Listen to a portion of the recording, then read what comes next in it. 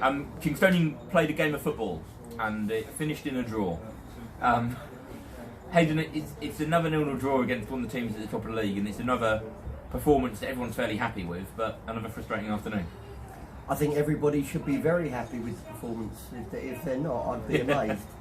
If they're not, I think they need to manage their expectations a little bit. To be fair, you know, Worthing are top of the league, and we've played against the top of the league for 70 minutes, probably not far off that, I wouldn't have thought, and created the better chances. Let's be straight, that could have been 3-0 at half time, and probably it should have been. I think if Andre gets a little bit sharper, which will come with games, he scores today. Obviously Fabio is disappointed with the penalty, but you know, I think again you see how far the team are coming when the top of the league arrives, and we're a little disappointed not to have won. And we've played for 70 minutes with 10 men. Yeah, you mentioned that. Are there any complaints about the red card there? I mean, from the other end, I didn't have the best for you. Some people suggest that maybe their man was going away from goal. Yeah, I don't want to speak too much of the referee, because if I tell you what I really think, then I think I'll have a charge arrived in the post. I think the referee, I don't expect the referee to get every decision right. I'm not a manager or a coach that screams for every decision, as we've come across just lately. However, I expect the big decisions to be right, and the big decisions were wrong. And I think that the sending off is a very bad decision. But I can't say that I'm surprised, because the quality of officiating this season has been the worst that I can remember in a very long time. Is there any particular reason for that, do you think? Is it because, you know, one of the things that was noticeable is the fouls happened, and there's a long gap between the foul and the red card, and there were players in the referees' faces. Has that been something you see more of this season? Absolutely. Is that why the red card's happening? I'm seeing that the opponents more and more are trying to intimidate the referee, whether that is from the bench, which it wasn't today, to be fair to Adam and his team. And you know, I wouldn't say it was from Worthing, to be honest with you, but I think that there are big moments in the games, and of course the players are going to appeal, whether it's our players and situations, whether it's opponent players and situations. We expect that, but the game management of these referees is inadequate.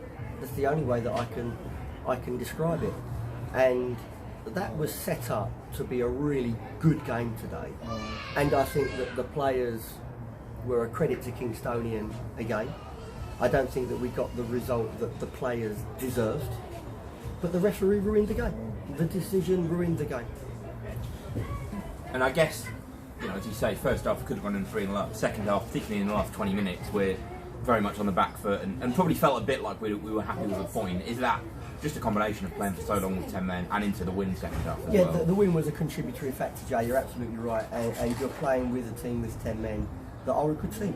I think Worthing are a really good team, and that's again a credit to us. But you know, there comes a point in the game where the ambition is to try to win, but to make sure that you don't put all of that hard work in and then lose, because that's demoralising for the team. But I set out to win from the start. When we went to 10 men, I continued to try to win the game. You know, I think you'll see many managers, many coaches, then you play the top of the league, you play anybody, they sit in for a 4-4-1. We played 4-3-2.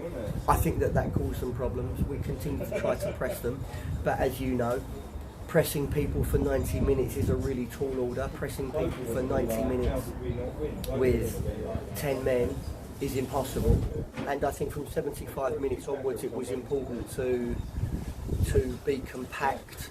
Tactically, the players were instructed to allow them to have the ball in certain areas, which were for the wide fullbacks, so we could make sure that we could create traffic in the middle of the pitch, and to defend the middle of the pitch well. I think that we did that, and I think that stifled Worthing, because forgive me if I'm wrong, I can't remember Worthing having an opportunity of any note. And so tactically we were spot on. But I give amazing credit to the players. You know, we started the interview by saying it's frustrating to draw. It's frustrating to draw, but look at the last two draws. Leatherhead, I think, was a 0.1 last Saturday. away from home was definitely a 0.1. Today, in the circumstances, is definitely a 0.1. And it's going a little bit missed that, you know, no team has lost less games than Kingstonian this season, and Kingstonian have the first or second best defensive record in the league, certainly since the 1st of September. So you're seeing an understanding of the work, but you're also seeing an amazing spirit, an amazing character on the pitch now. And that is going to take us forward to levels that I don't think this club has been to in a long time. I'm very happy with the players, and there's always a bigger picture, and that bigger picture will slowly come to fruition more and more. You mentioned the changes after the red card. Yeah. So it was a few minutes until Tutu came on. Yeah. Was that just because Tutu was getting ready, or was there actually a thought of trying to reshape it with the players on the pitch? And I guess linked to that is the fact that Tutu came on rather than Cookie, a sign that Cookie is not ready for 70 minutes yet. Yeah. Really, I should be defending Tutu and saying we were tactically deciding what to do, but the truth is Tutu wasn't quite ready. That's the truth. Cookie is fit, but he's fit without having enough work under his belt in training to come into an environment like today. Exactly the same as Omar Lawson. Both are going to be big players for us. I think Cookie already is. So to throw Cookie in today, I think would have been risking injury again. I think that Ollie needs to be eased back in a little bit. He needs more work on the training ground, which we're going to accelerate this week. But I think that what it does happen, I think that Harry's suspension will coincide now with me making sure that Cookie is ready to take his place. So I'll give you a scenario. Sometimes in my position you have to see what's in front of you. Sometimes in my position you have to think ahead. So the worst thing that could have happened today with Harry being sent off is that Cookie comes on too early, he becomes fatigued, that aggravates the injury, and suddenly we go into games, you know, without the centre half we want, with the greatest respect to Tutu, who I thought was tremendous. Yeah. We win the penalty. Cav's had a great record from the spot this season. He's not there today. I don't know if you want to say anything about that. And then Fabio's penalty saved. How does the pecking order for that work after Cav? And yeah, where was Cav today? Tom's got the flu. Okay. Yeah, Tom's got the flu. He trained very well on Thursday.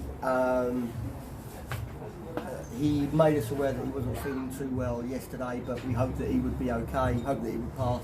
I spoke to Tom 8:30 this morning. He phoned in, and to be fair to Tom, he sounded absolutely awful, poor guy. We know Tom, there's no one more committed to Kingstonian than Tom Kavanagh, and if he could have been on the pitch today, he would have been on the pitch. The truth is that he'll be lying in his sick bed, probably checking the scores of how we're getting on, so Tom's not fit. Tom's a penalty taker, as you rightly say. Second on the list is Ollie Cook. Third on the list is Fabio and Kenny. So Fabio is a recognised penalty taker because he always used to take the penalties for me in Merstham. And so even though he was third on the list, I was confident that he would strike the ball well and score. And listen, I'm not going to criticise Fabio. The truth is, going to his profile, it has to go in. Not the first time I've said that recently, but yeah, it was. It's a penalty and it's a shot. The goalkeeper saved it, and yeah, it was a great shame that we didn't go into the first half with the lead that we deserved. We've mentioned him a couple of times in passing, particularly in regards to missing the first half, but Andre Coker making his debut today. What can you tell us about him? I think this guy is a tremendous player. He's as I said to the website, when the deal was completed, which was late, and we had an understanding with Bromley, by the way, that Bromley wanted to announce the deal at 2 o'clock today, so we couldn't wait to announce the deal until then, which is fair enough. There's no problem with that. That's their prerogative. I think Andre is a player that I've wanted since I saw him play for Cray in a pre-season friendly. He's a player that I've wanted all year. He's got the power, he's got the pace, he's got the technique, he'll score goals. and I am really excited to have him in the football club. He hasn't been playing for Bromley, and I think what we saw today was a really honest performance. I think we saw a great personality for him in a lad that wanted to do really well. He's sitting in the dressing room feeling as though he hasn't done well. I think we've got a great player on our hands, but I think he will benefit enormously from the 90 minutes that he got today. And I think moving forward, he'll get sharper and sharper and sharper. And he'll be playing on Wednesday, and it wouldn't surprise me in the slightest if we hear that he scored the winning goal on Wednesday. Are we only going to win by 1 on Wednesday? I'll take 1-0 if that's all right. You know, Wednesday will be a tough game, obviously a really competitive game as they all are. We know Corinthian casuals are fast improving. There's no doubt about that. We'll pay a lot of respect to them, but obviously we want to win. Obviously we have a big ambition to win, and I think that Andre will help us win. Indeed, well, it will be a tough game, big game. We'll see them. Thank you.